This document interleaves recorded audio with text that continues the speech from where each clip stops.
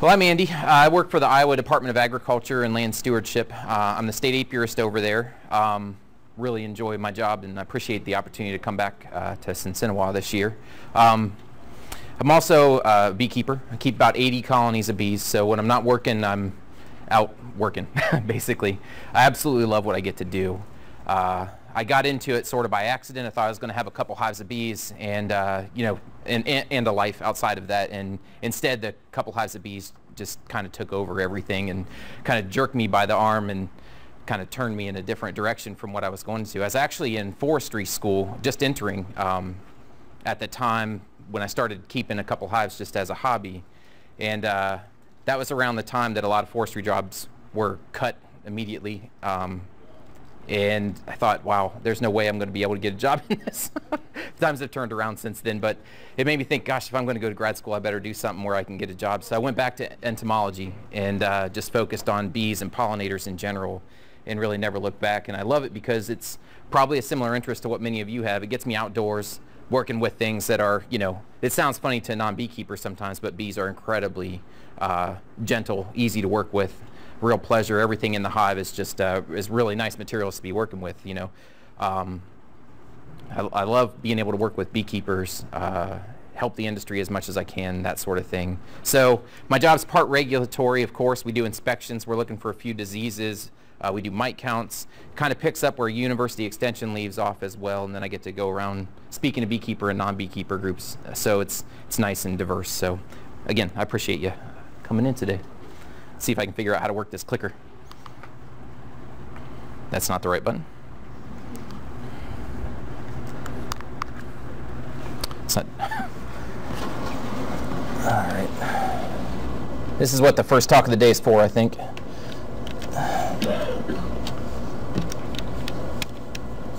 don't know what's going on. There it goes. Let's try it now. We got problems if I can't advance the slides here. I'll do it manually. Technology. All right, so what can you expect to get out of bees? It's a lot of different things for a lot of different people. I'm evidence of that. I started off as kind of this hippie type guy over here. This is not me. I wear a shirt as a general rule. But having fun with bees, messing around, getting a little honey, enough to maybe have plenty for my family to use, maybe make a little mead. That was one of my first interests in beekeeping. Share with friends, give it out to neighbors, Thanksgiving time, Christmas time, that sort of thing. And over time, I guess, like so many beekeepers, we're getting off to a good start here. All right, like so many beekeepers, you get into it, you have some success, the bees make it through the winter, you split those out, you end up with more hives, the fascination continues to grow and it never stops. And you end up, getting dirty, sore back from bending over so much. Maybe this guy is more a larger scale operation. Maybe he is chasing honey crops, but you become very concerned with how much honey can your bees make, maybe even some pollination contracts. And I'd put this guy over on the right-hand side of that slide, I guess it's your left, maybe into more of like a what you'd call a sideline scale beekeeper, where it's becoming more business-oriented than just fun and games. It's a lot of different things for a lot of people. A lot of the newer beekeepers that we're having in our bee classes, which the numbers are exploding right now, are more interested just in having the bees around as almost like a good deed, something to help out, something because of the fascination, because of, or despite of maybe, the hardships that the honeybees are going through. This is the hardest time in history probably to get into beekeeping as far as dealing with mite problems and pesticide interactions and all sorts of viruses that we never even knew existed a few years ago, and yet people are flocking into it to see what it's all about. And of course the importance of bees has to do with pollination. So this is from a book called Fruitless Fall. Came out not long after the whole colony collapse disorder alarm, this disappearance of the bees, the dwindling of colonies down to the point they can't sustain themselves really started occurring. And this is it. We've got about 3/4 of the plant species on the globe require an insect pollinator, some sort of wild pollinator there. Not necessarily a honeybee, but some kind of pollinator. So as beekeepers, we chase honey crops, but in reality, the service that's occurring is there whether we're paying attention to it or not. So these couple photos here were taken from a TED Talk. If any of you ever listen to TED Talks by Marla Spivak, and I've seen them used by other people as well. I'm not the first person to lift these right off the internet, but I love the comparison here. It's a sad comparison, but I think it hits home pretty well. What this is trying to illustrate is the difference between life with bees, honeybees specifically, and life without them. So this is how it impacts our diet. There's still food on the shelves here. No one's going to starve. I would make that argument. But if you look at the things that are missing, there's a lot of vitamins. There's a lot of flavor. It's I would say, the tastier, the colorful, and the more nutritious foods of our diet happen to be honeybee pollinated items. What is a honeybee colony? I think we should answer that very basic question. That's maybe a little overly simplified for about the third of the people or quarter of the people in the room that are already keeping bees. But let's start at square one and work our way from there. You got 3 different types of bees living inside a honeybee colony. You've got 2 types of a female and 1 type of male. So, starting over here, this is the worker bee. I'll show you better pictures of them. Her name is very descriptive. She works and works and works, and she wears her body out, and then she dies. Hence the name worker bee. You've got the queen bee. That makes her sound like royalty. Really, she's more of an egg-laying slave. She's all abdomen, you can see, and I'll show you a better picture of her as well, but she's there for a purpose too, and it's to maintain that colony. She's laying 1,000+ eggs every day from, pretty soon here in springtime all the way through late summer. And she'll start to constrict that number of eggs down as the colony prepares itself for winter. But that's her role and function there, is to lay eggs and sort of hold the unity of the colony together.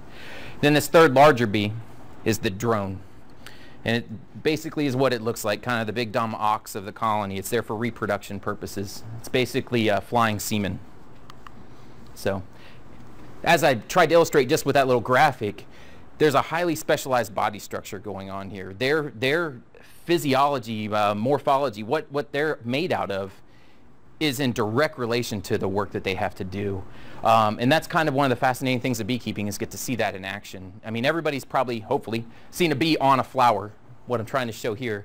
But it just goes so much deeper as you look at that and you realize that, this bee is covered, can I use this? Yeah, with branched hairs called setae that are there to sort of collect this pollen, basically to become a mess, almost like a dust mop, as she lands on this flower and manipulates it.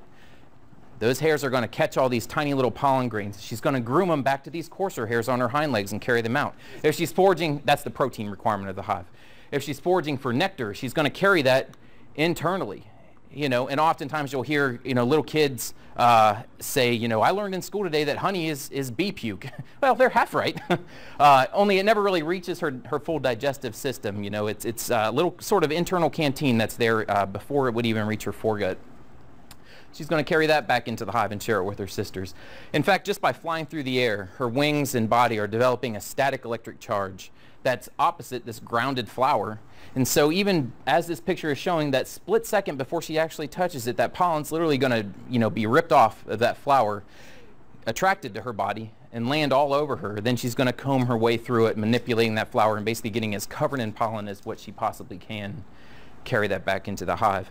And that pollen, dandelions in this photo being, one of the big things that beekeepers tend to wait on in springtime, is that big flush of dandelions. That's a lot of pollen and nectar that the bees are bringing back into the hives. As they bring in, these worker bees bring in that food, those materials there, the pollen, the protein, is going to be pretty much literally just turned right into the next generation of bees. They use that up, the colony explodes on itself as the queen responds and lays eggs just like it's going out of style. And the next time a beekeeper will open up that colony following the dandelion flush, you're going to find a whole lot more bees in there than what you had a couple weeks ago. This is her again, just further illustrating this. So she's got, compound eyes and antenna for sensing the environment. The antenna is kind of like an external sort of nose that hangs off the front of her face, much like my big nose hangs off the front of my face. So she's smelling, she's interacting with the other bees in the outside world with those parts. Plenty large enough flight muscles and wings to carry her for up to a couple miles away from that hive if necessary, to find the food and resources and bring them back home. She also has a stinger, of course, that's not being shown in the picture, and that's for defense of that colony and the resources that they've worked so hard to obtain. Queen here again, egg-laying machine. That giant abdomen is just all ovaries and eggs. The beginning of her life, she's got all the resources there to live for a couple years, laying that number of eggs nearly every day from spring through almost to the point of fall, to keep that colony going. When she's very young, just a newly emerged adult, she goes out on a couple mating flights and mates with the drones, this bee, comes back to the colony, And really, unless they swarm, which is kind of a separate topic, she's inside the darkness of that hive, whether it's a beekeeper's, box colony or a hollow tree or the wall of a farmhouse or whatever. She's inside the darkness of that hive, just never even really taking a break. She's dependent on her daughters, the worker bees, to feed her, to keep her clean, to provide everything that she needs, so that she just finds a spot, lays an egg, turns around, finds another spot, lays an egg, and does that all day for the rest of her life. This drone, of course, again, their body type matching their function. These giant eyes, compound eyes, that just nearly cover the entirety of the bee's head, almost like an old school, like leatherhead football helmet from decades ago. Sensing the environment, these big antennae, think about how much bigger. I'll flip back, compare those to the worker bee's antenna. Those are so that that drone can sense a queen at almost a mile away off in the distance. That little inch-long queen, mile away up in the air on those mating flights. Once they've sensed that queen and the pheromones coming off her with those antennae, he's going to use these gigantic beefy flight muscles and wings. You can see that his wings extend all the way beyond the tip of his abdomen there to outcompete, to fly faster and further than the other drones, get to that queen first and mate with her. If he's so lucky to do that, then his body's going to be more or less ripped apart during the act. He'll fall to the ground and die shortly thereafter. And if he's not so successful to do that one role that he was born to do in the colony, which is pass on his genes, come fall, since he doesn't have a stinger to defend the colony, he never collected any resources. He's not out there foraging for honey or foraging for nectar, pollen, water, propolis, any of the other resources that his sisters forage for. He'd be a big drain on the colony's resources through winter. So his sisters, somewhere around Halloween time, typically in this part of the world, will exclude the drones. They'll go out in the afternoon like they have every other afternoon all through summer, and they won't be able to return back in. A cold night around that time of year, all these drones will I guess there's no easy way to put it, they'll just drop dead. We are just talking about bugs. They'll drop dead out in front of the colony. And the colony then will go through winter, more or less all females, with the queen surrounded by her daughters. And this is kind of the action on the inside of the hive. So I showed you a bee on a flower. Hopefully we've all seen plenty of that. If I ask kids now in schools, I get to go around a little bit to a small extent and talk to younger kids about beekeeping, which is something I love to do. And I always try to remember to ask them if they've ever been stung by a bee. And it's not good. I'm never happy that people get stung by bees, but it's disturbing that people don't get stung by honeybees anymore.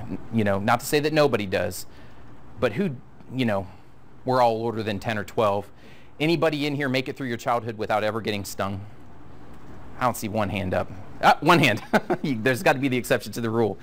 It would be almost the opposite to that in the school nowadays, and I think that's evident of how sterile we're creating our environments and our perfect green lawns, and the fact that there just flat out aren't as many of these honeybees out there as what used to be. Here inside the hive is sort of the scene that beekeepers get to see and the rest of the world doesn't. So we've got a queen with a yellow dot painted on her to make her stand out. She's standing over top of some brood area. So you've got very, very young, recently hatched eggs here, this tiny little C-shaped larvae. We've got, as they age and grow, we've got larger and larger ones till they become very swollen. They reach that stage and they get capped over with this wax, kind of looks like cardboard in this picture. That's for pupation. So they'll pupate under there and transform from this larva into the adult bee sort of stage that we're more familiar with. That's where that occurs. Up here we've got nectar. It hasn't been sealed over. It looks like it's almost to the honey stage. But that's what that shiny kind of glossy looking liquid is. This is capped honey. So it's reached, they've transformed that nectar, dried it down and cured it into actual honey with a shelf life that's not going to ferment because it's so dry. This is kind of their finished product. So that's going to be their food as the colony goes through seasons, especially over winter when there's no plants available to the bees. The colony's very much alive and aware and active inside the hive. And they need that food source with that shelf life, that cured down honey that's not going to spoil on them so that they have something to eat through the winter months until about, the next month or so when nectar starts coming in for this year. These little pasty cells here are pollen. So the foraging bees have brought the pollen back on those little balls on their hind legs. They cram those balls of pollen into the cells with their heads, just ram them in there. They add a little honey, they add some enzymes, they kind of sort of process it outside. It's almost like a pre-digestion. It's kind of an interesting thing in and of itself, where it sort of goes through a little bit of a fermentation process and it breaks open those pollen cells. Pollen has a really hard outer shell on it, If they ate raw pollen, it wouldn't be very digestible. They wouldn't be able to get much nutrition out of it. But here, through this behavior inside the hive, they can convert this pollen so that those nutrients are readily available to them. They store pollen near brood because your young worker bees, your young adults, are going to eat that pollen. It's one of the first things that they do as they're drying off their bodies after having emerged as adults, just like a butterfly would. They eat that pollen, let some time pass. They have these glands in their head and jaws, and that's what's going to secrete the food that they'll feed to the next generation of bees. So the pollen's usually right next to brood. Their first task is rearing up that next generation of sisters there. So they'll do that for a while. They'll go through a series of behaviors as the young worker bees age. As they're covering brood and feeding brood and caring for it and caring for the queen, you can see a couple bees touching the queen with their antennae. Eventually they'll reach an age where they're guarding the entrance of the hive. Then they'll start flying, then they'll start foraging. And from that point on, it's kind of like a ticking clock as they're wearing out their bodies from working so hard. And you can measure it. The more worn out a honeybee's wings are, the closer she is to the end. So during the summertime, that's about 5 to 6 week period. That's the longevity of a worker bee. Queen's going to live typically for a little over a year. Some live longer, but that's about the average right now, is about a year in their lifespan. While the workers, summertime, month and a half or so. Now in the wintertime, when they're not flying and wearing out their bodies, they haven't reared up a bunch of brood. It's like pre-parent. A lot of us in here could probably relate to that. You're still full of that vigor and vitality. They'll make it through all those winter months until the next spring. Do a little brood rearing, do a little foraging, and then they're gone and the next generation takes over, with really the only constancy in the hive being the queen throughout from fall through spring. So this is what it looked like very recently. I can't say right now because the snow's gone, but these colonies here with these little bees dotted on the snow in front of them are actually a good thing. You see, oh, a new beekeeper might see these dead bees and think maybe something's wrong, but actually when you see dead bees in these colonies, that tells you that they're strong enough to spit out those active bees every now and then, going on cleansing flights. They don't defecate in the hive. You know, flying around, maybe trying to forage on a nice sunny day, even though there's nothing out there for them to find. And they'll leave the hive and not be able to return. So when you see a few dead bees littered on the snow in front of a hive, that's actually a good sign, because it means that you've got that cluster of bees, that queen surrounded by the worker bees in there, still alive and active, even if you don't see them because the outside weather's too cold. All right. One of the things that Jesse Randall asked me to speak about was take everybody through a season with the bees. And for anybody in here who's interested in beekeeping, kind of outline some of the very, very basics. Obviously, this isn't a sufficient intro to beekeeping course. You're not going to know everything you need to know to get very far at all. But we'll at least cover the very basics for anybody who's halfway interested. And hopefully I won't scare you away. This is a package. A couple pounds of bees, 2-3 pounds of bees, has a queen in a separate cage because she's not their mom. These bees have been literally funneled into this box from a number of different hives. Usually out in California is where they're coming into this part of the country because their season starts earlier. So these bees have been sort of mixed all together here. They've got a queen who's not their mom, but she's already been mated and prepared. She just needs to be accepted by this future colony of bees. Then you see this tin can, that's syrup, basically something for them to eat while they're in transport.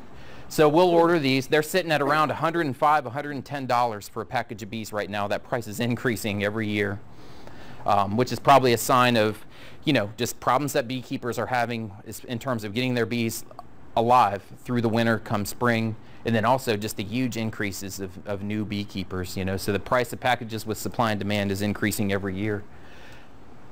And then these are the little colonies. This is taken several years ago. That's actually my mom and sisters in the background. This is out behind the lab where I work at.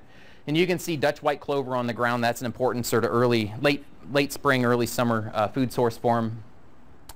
You would install that package by more or less just dumping it in. Anybody who's played acoustic guitar and dropped a pick down the sound hole, that's basically, if you've done that and you've got that pick back out there by kind of shaking it and holding it up, rattling it around until the pick falls through the hole, you'd be a great beekeeper, because that's basically the exact motion to get the bees outside that little hole in the package box there.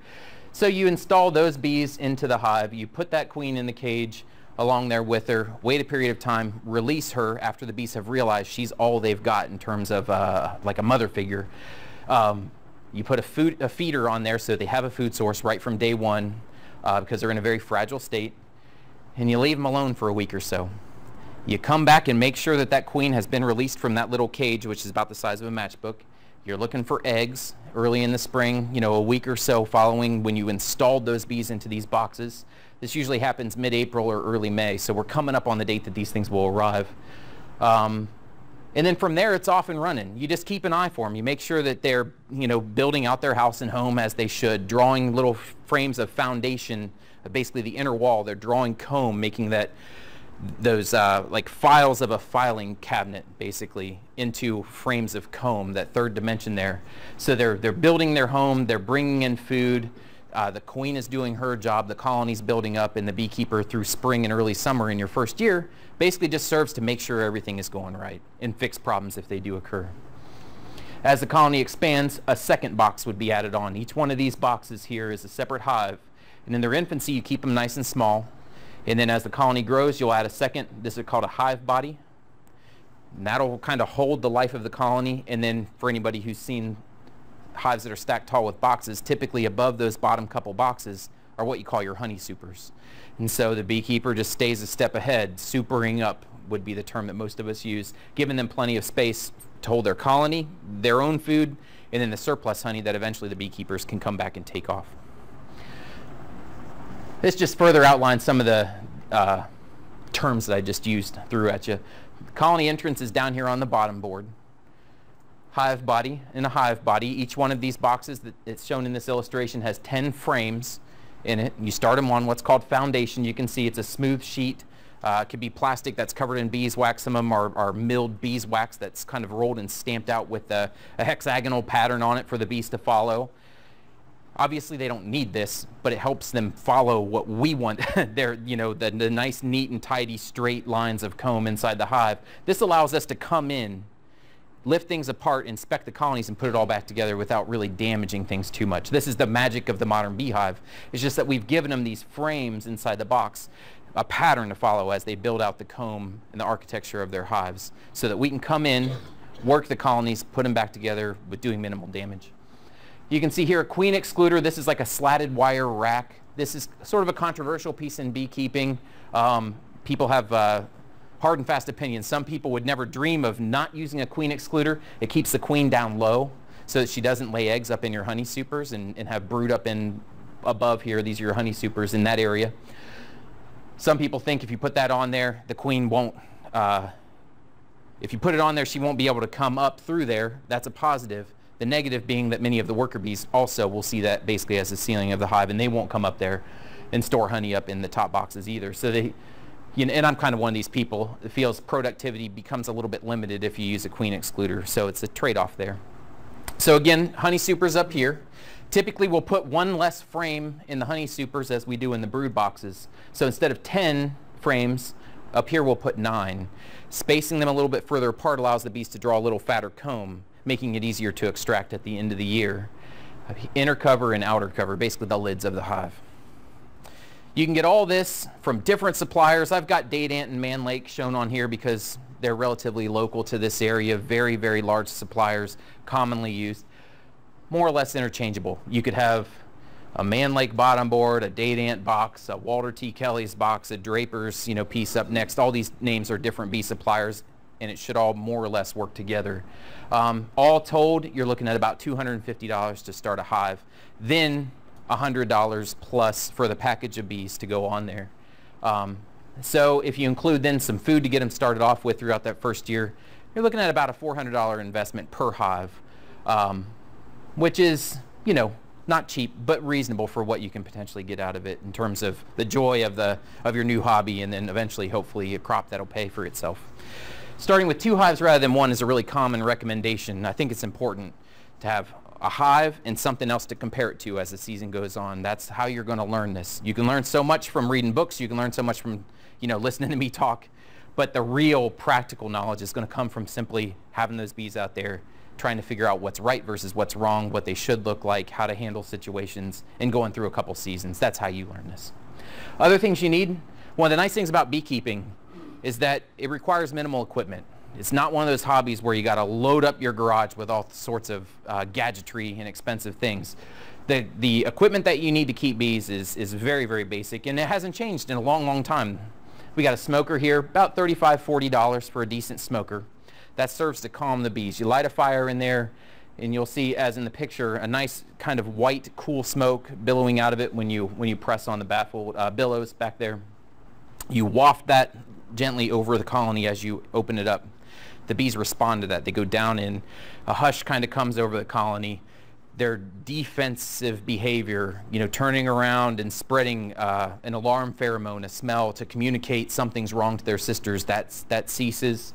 They just kind of go about their business. They engorge themselves on honey, and allows you to, as the beekeeper, to get in the hive, do what you need to do, put it all back together without really working up the bees into a defensive state. Makes all the difference in the world. Here's a hive tool. The bees glue everything together. So that is exactly what it looks like. It's a pry bar there, so you can break those plant resin, propolis, bonds, and pieces of comb that they've bridged things together with. Crack the hive open so you can take it apart and put it back together. I've seen people use crowbars and screwdrivers and all kinds of screwy things, paint scrapers. It's less than $10. I consider that to be as essential a piece of equipment as anything else. All right, you got a veil.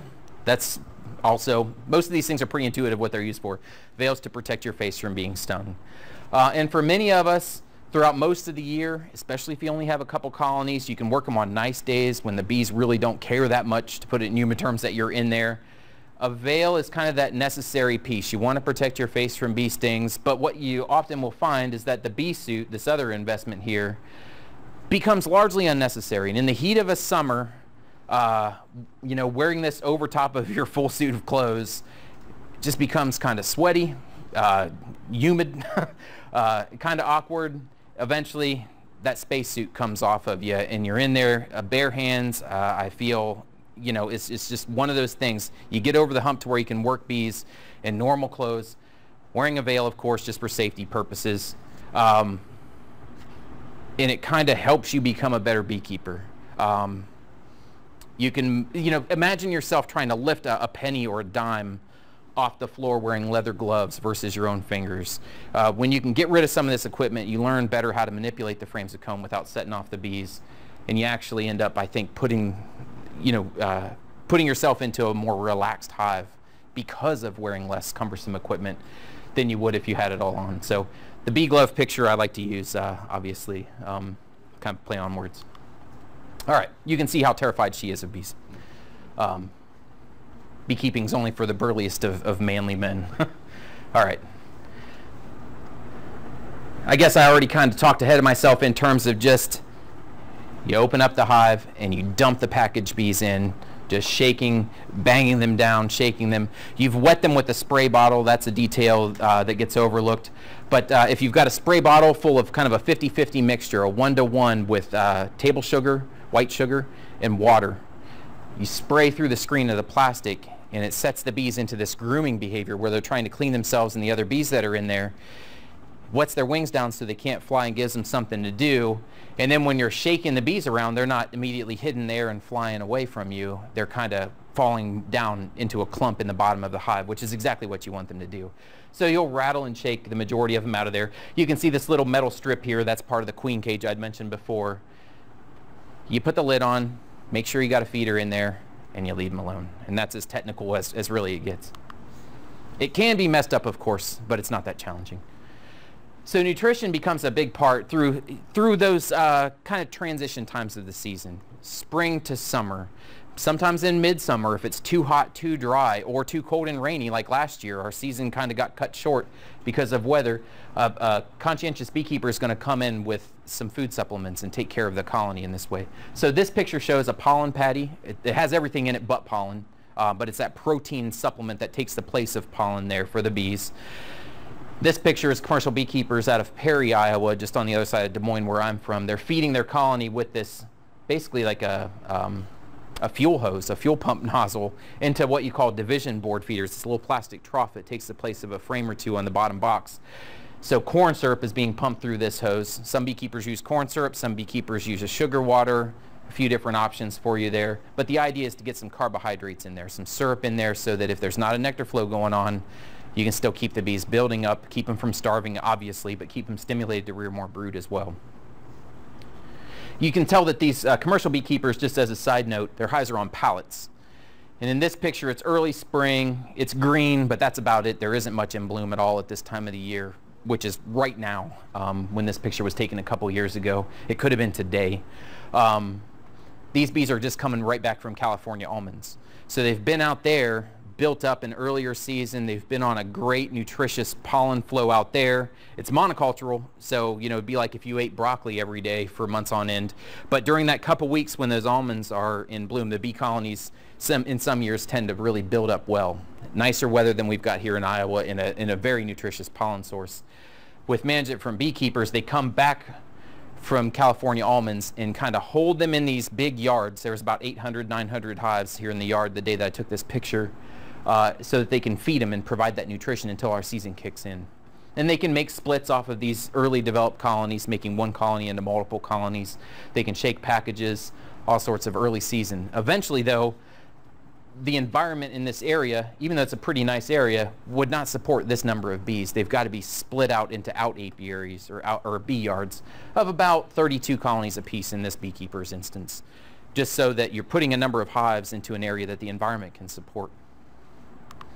All right, so pollen, here again, you've already seen this picture, and then this is what it looks like once this resource is brought back into the hive and stored in a frame. And you'll see frames like this, or at least you hope to, throughout the early part of the summer, right down towards the brood chamber, usually on the outer edges of your brood patch where the queen's been laying eggs. It will be a pollen frame or two. And it's amazing how fast they'll churn that resource right into new bees. The nectar is the other one, again with the sweet Dutch, white Dutch clover. Has a nice early season flow form. Comes back in, stored in the colonies. The bees kind of pull on the very dilute sort of sugar watery nectar and dry it out. They're fanning the air and trying to remove as much moisture and humidity from it, curing it down into honey. And as I showed you in that picture several slides ago, when it's done, when it's actually honey, it gets capped over, and then that's their resource for future use. You have a question? The pollen then is the basic element that makes the new brood, is that correct? Is that what they turn into, the new brood? Right, yeah. With a lot of insect types, you see them basically completing their protein requirements at a young stage. We think in terms of caterpillars. A monarch butterfly is going to lay an egg on a milkweed, that's going to hatch, and that little young caterpillar is going to chomp, chomp, chomp at those leaves, but then when it hits adulthood, it goes basically into being a sugar feeder, where it's not eating, plants anymore, it's eating just nectar from flowers. It's sort of a similar thing. The adult bees need a little bit of protein, but the protein that most adult bees consume is when they're young, and they convert it into royal jelly or worker jelly that a lot of us have heard, and use that as the protein-rich, lipid-rich resource to feed bees. The pollen is what provides the protein. Right, exactly, yeah. So you've got pollen kind of being your protein requirement, kind of like a Snickers bar, and then you've got nectar or honey as your carbohydrates, kind of like your Mountain Dew. Yeah, so, all right. Just another picture. I like this picture. A lot of these are not my photos. These are taken from websites, people's blogs, things like this. So I want to take no credit for any photos. Only a few of them in this whole show are mine. So this comb has been cut back down to sort of that foundation level. We took the third dimension off of it, this person did. And what you see is just how perfect of a job the queen does at laying that egg glued, standing up on its end, down right in the middle of each of these cells. And this egg's going to hatch after a couple days and become a young larva. That young larva then is going to eat and grow and be fed by the older sisters. And so that pollen, that protein, gets converted in the adult bees' bodies, those nurse bees, the young workers, and then fed back. And that's this white kind of milky solution that you see there. That's the royal jelly or the worker jelly. In this colony, you can tell how well fed they are by if they look dry or if they look like they're just swimming or floating in this jelly. This is obviously pretty well fed larvae. So a good pattern of brood tells you a lot as a beekeeper. And inversely, a bad brood pattern tells you that something's going on as well. So this is a frame from a brood area of a hive. And you can see this is all capped brood. This is your pupae in here that are almost to the adult stage. They're done being fed. They're sealed over. There's a cocoon in there. They're actually transforming. Just again, going back to the monarch, caterpillar stage is over. They spin that pupa or that chrysalis or cocoon, and then out comes the adult. This is that stage. Down here in this bottom corner, you see a little bit of kind of brick red looking material. That's your pollen, or your bee bread, some beekeepers will call it. Here we see some puffier cells, a little larger than all of these, which will become workers. These are your drones. It looks a little bit more mountainous. You know, there's a little bit of a terrain to this. There's your larger male bees, workers, and then up here, of course, is your capped honey. And if you think of how many bees this is, if you count all these little dots, these little different cells, here within the next week or so, this colony is going to be exploded. You know, and so that's what we see. Your colonies throughout the spring months and early summer doubling and redoubling in size as these frames of brood are laid, matured, and then emerged. Brings us on into the honey flow. I have no idea how I'm doing on time, by the way. I know we started about 10 or 15 minutes late. Oh, perfect. All right. So these are those honey supers, the upper boxes of the hive. As the bees are drawing them out, you know, I said you put less frames in your honey supers. This is actually for honey in the comb, kind of a premium product. Have any of you had honey in the comb? I hope so. Special thing. You put maybe 8 frames into a boxy instead of the 10. Make the combs nice and fat. By doing that, you know, you've got a nice product. You know, as the honey becomes actual honey, being converted from nectar and cured up, the bees are capping it over with nice white cappings. This is a beautiful job. And then you can punch these out. Basically, there's a cookie cutter. Some people use a knife. You put those into the cartridges, and that's your comb honey. The flip side would be, or alternative is extracted honey, liquid honey, which is a product that more of us are familiar with probably than comb honey. And you still want these nice fat combs that stick out from the wooden frame around them. And you come over them with a hot knife and sort of fillet the capping off, and then extract the honey in a spinner. I'll show you a picture of that as well. But during the you know, mid-late summer, beekeeper's job is basically just maintaining the health of that colony, making sure he's still got a queen, that everybody's healthy, that the queen's laying eggs, everything's going full steam ahead, and provide plenty of room. You know, so as the box gets, you know, even before it would get to this state, you'd want to add that another layer and another layer, because that's going to encourage those bees to stay active and stay busy and bring in that honey crop that you want. And you can see, you know, colonies all, you know, of similar strength at the beginning of the year, right in exactly the same location. The productivity is kind of all over the place. This would be a beekeeper's dream. This does not happen every season, where you've got honey boxes just stacked higher than you are tall. These deep boxes could be, you know, maybe 60 pounds of honey. In total, maybe weighing almost 80 pounds. These medium boxes here, they're smaller just for the reason that they're lighter. That's why honey supers are usually a shallower box than brood chambers. We'll have maybe close to 30 pounds of honey in them, 25, 30 pounds on average. So you can tell how, you know, if this is your brood chamber, then you've got 30 pounds, 30 pounds, 30 pounds, and potentially about another 70. It's extremely productive colony. Iowa's average, probably similar for where we're standing right now, is a 5-gallon bucket of honey per colony per year. That's 2 supers. Probably it would take 3 to really be able to extract fully all of that honey out of there, but nowhere near the production that's shown in this. It can happen. That's what an average is. Some years you don't get much at all. Like last year was about half a crop for most beekeepers, about 30 pounds, probably 35 pounds on average last year. In some years, you know, you'll do 100 pounds plus. Some of that has to do with beekeeper skill and management, but some of it's just like other types of farming. You're just dependent on the weather that's going on in that season. Just a nice picture, I think, of this nectar being converted into honey.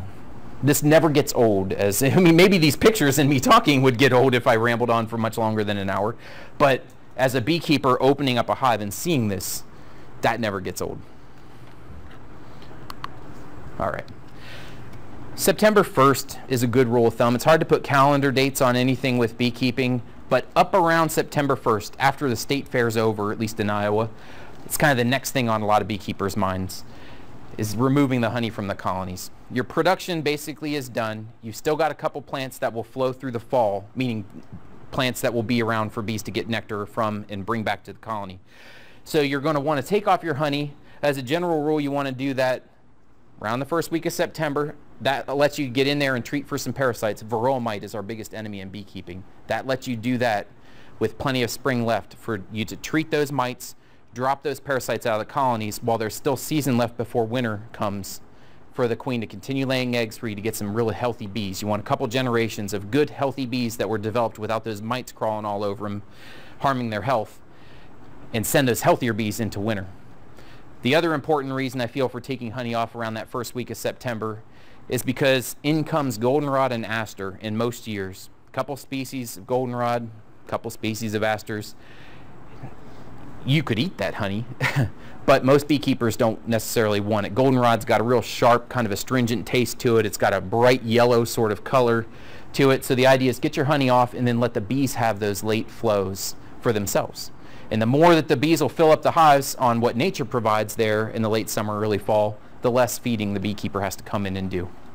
So to remove the frames and boxes of honey from the colonies, you drive the bees down. You're going to take off the capped frames pretty much exclusively. If you've got several capped frames and one that's not quite capped, you can mix that in as well and kind of play the numbers that way. But generally, you're looking for these finished frames of honey.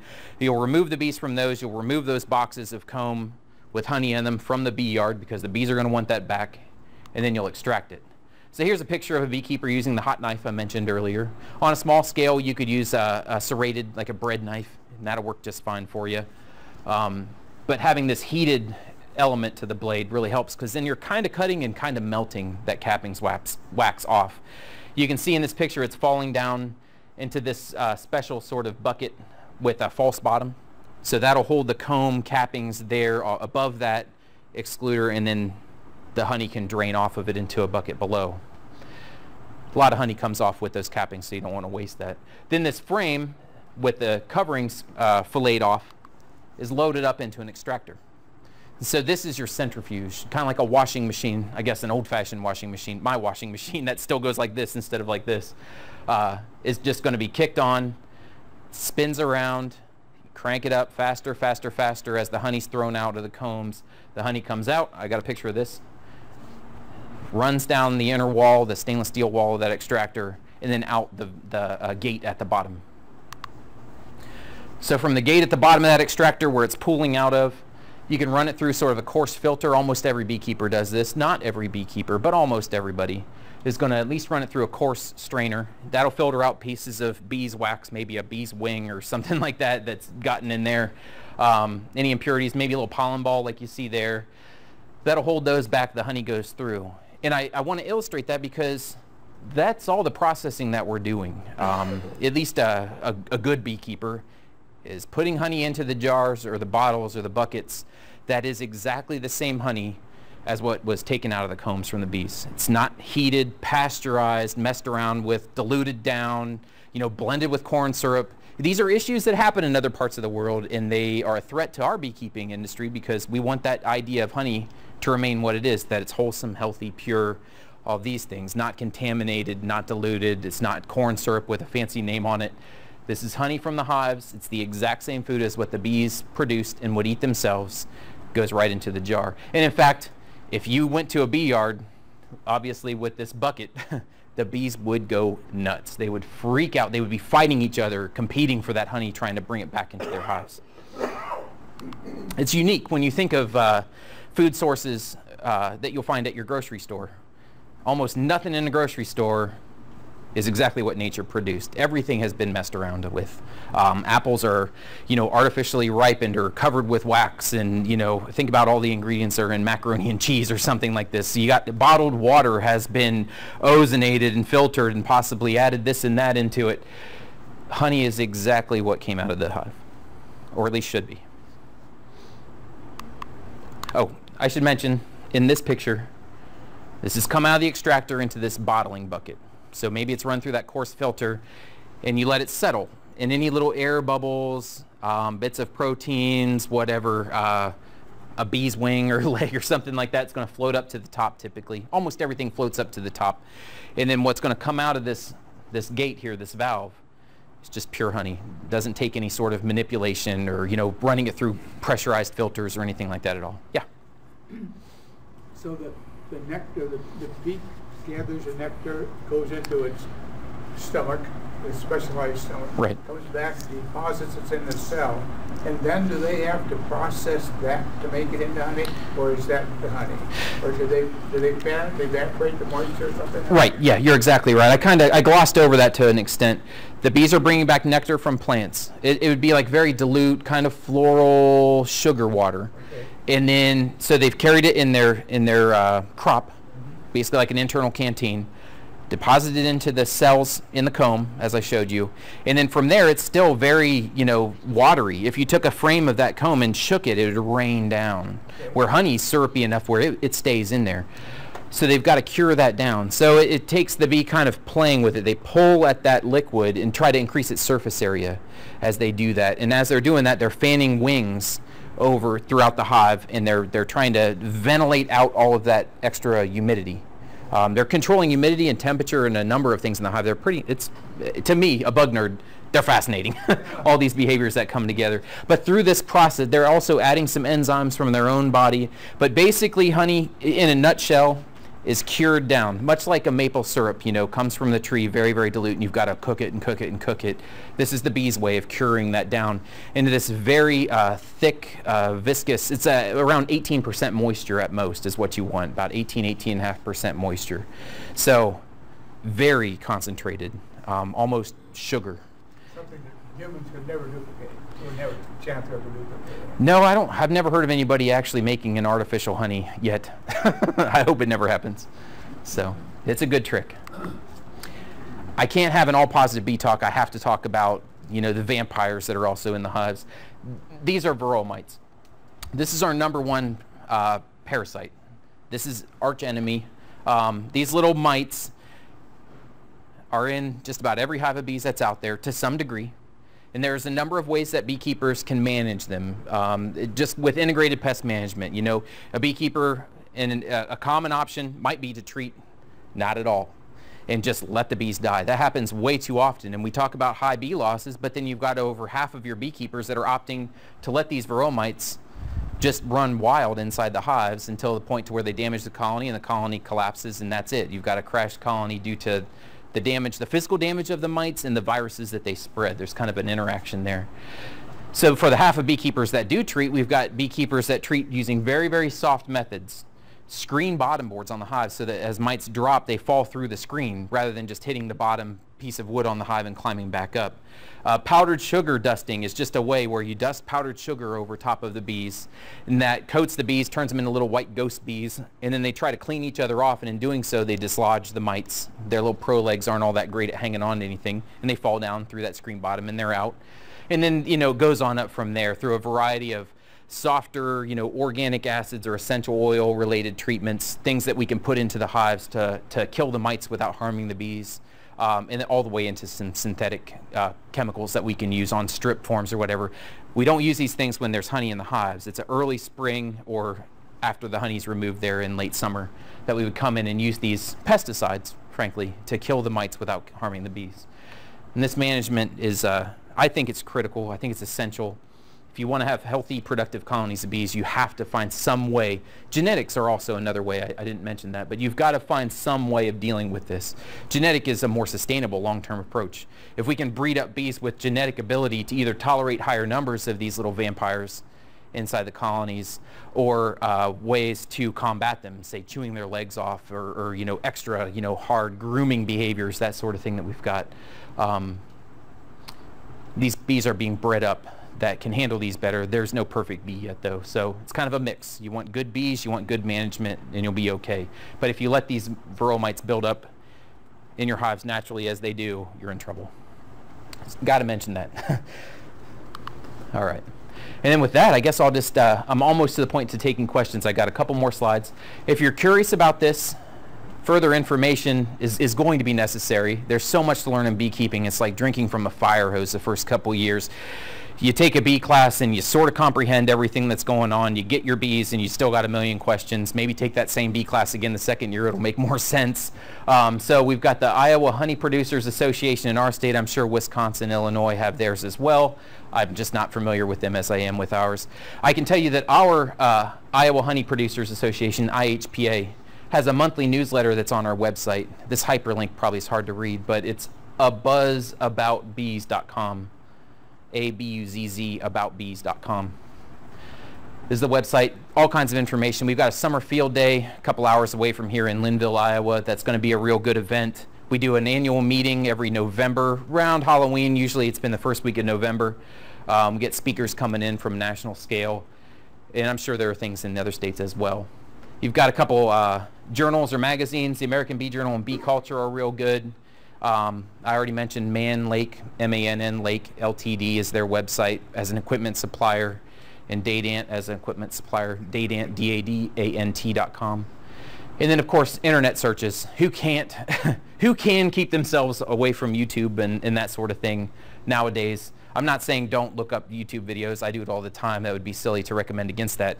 But beware of the information that you see on YouTube, because I think, you know, if you've got a camera, you're an expert and some enthusiasm. And so a lot of the things that are on YouTube are newer, very passionate, very excited beekeepers that want to tell the world what they're experiencing, and that doesn't mean that they really know at all what they're talking about. So, you know, internet searches can be great, or they can get you in trouble. So, and it's hard to really feel out at first what's good advice versus what's not.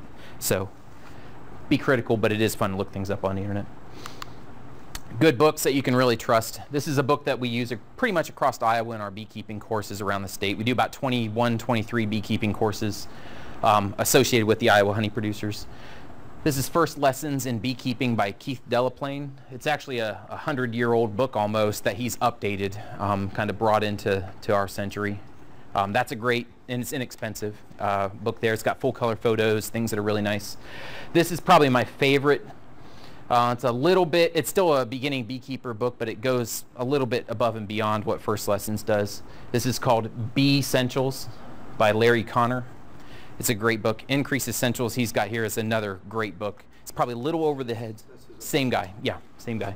And then this is The Backyard Beekeeper by Kim Flodham. Those are probably my 3 favorite beginning beekeeping books. You can trust the information that's in there. It's good and solid. And with that, I'll just show you a picture of another exciting things that beekeepers get into, which is queen rearing. We're having all these losses, issues in beekeeping. A lot of that can be combated through genetics. Winterability is a big concern of beekeepers. The notion of raising queens here in our northern Midwest environment that are well suited and adapted to our climate and the way that our season progresses and goes through, I think is just critical to it. So I get excited about things like that. That's above the head probably of a new beekeeper, but it's, again, absolutely fascinating. The interest just never wanes in beekeeping. So hopefully I haven't talked you out of anything. I'll take any questions you've got. Yeah, thanks. Questions? Mm-hmm. Could a queen pass their crown, per se? I mean, yeah, that's an interesting way to put that. Sure. Why do some honey crystallize to one and the other? Sure. I'll try to keep those both in mind. She's asking, can a queen pass her crown to the next generation? That's a really interesting way to describe that. Sort of is the idea there. The bees obviously have a mechanism in place. If a queen is aging and failing, or if the colony swarms, which is the way that one colony becomes 2, the old queen will leave with that swarm. If a beekeeper is in the hive messing around, accidentally squishes the queen and damages her or kills her, the colony has to have a mechanism to replace that. Pass the crown is a good way to put it, to replace that queen with a new one. Well, there's 2 types of female bees. Remember, workers and queens are your female ones, and you got the male ones. The way that works with honeybee genetics is very different, obviously, than human genetics. A fertilized egg in the honeybee world becomes a female. Might be a worker, might be a queen. An unfertilized egg, so a bee that has a mother and a grandmother and grandfather but no father, that's going to become a drone. So drones have about 2/3 or so of the genetic makeup as the female casts. So at the point of that egg, when that egg is laid in the cell, if you've got a queen in there and she's in good shape, that egg is going to become another worker bee.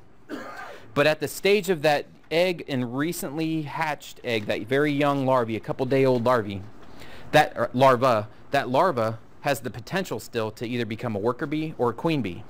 So if you've got a queen, you're just going to get more and more workers. If you remove the queen from that occasion, those eggs and very young larvae are your potential there. The workers will realize they don't have a queen because the pheromones, those chemical smells that she's letting off throughout the colony, will dissipate and wane. They'll realize that. They'll get noisy and loud and kind of nasty.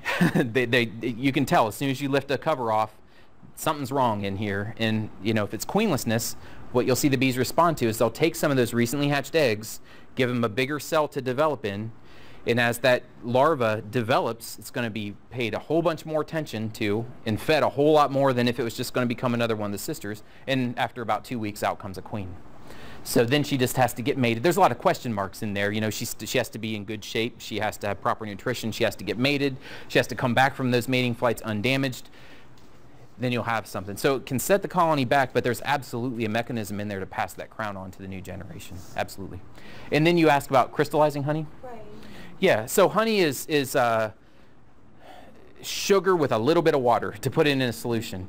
And, you know, you can see this done like making rock candy. You know, you let it go and the molecules start forming cubes and cubes and cubes and cubes, and it kind of grows just like making rock candy.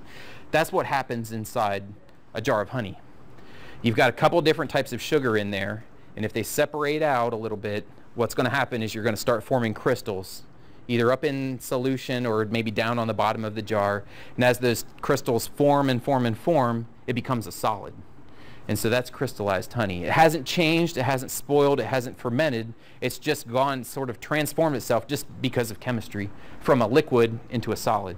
So all you got to do, if you've got a jar of crystallized honey, don't throw that out. As a beekeeper, maybe I should say throw it out and buy another jar. But in reality, there's nothing wrong with it. You just gently warm it up.